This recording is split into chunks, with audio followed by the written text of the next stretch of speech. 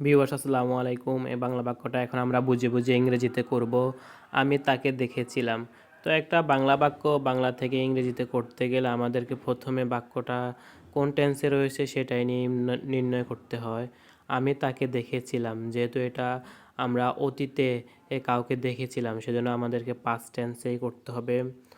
আর এটা মূলত first indefinite টেন্সেই করতে হবে। আমি দেখেছিলাম, তো সেক্ষেত্রে ফার্স্ট ইনডিফিনিট টেন্সের গঠন হলো কি প্রথমে সাবজেক্ট, তারপরে ভার্বের বি টু দেন অবজেক্ট।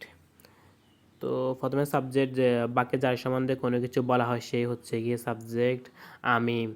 তো এটার জন্য আমরা লিখতে পারি আই। তারপর হচ্ছে গিয়ে আমাদেরকে ভার্বটা লিখতে হবে। ভার্ব সচরাচর বাংলা বাক্যের শেষে থাকে দেখেছিলাম। তো দেখার ইংরেজি আমরা হচ্ছে কি সি।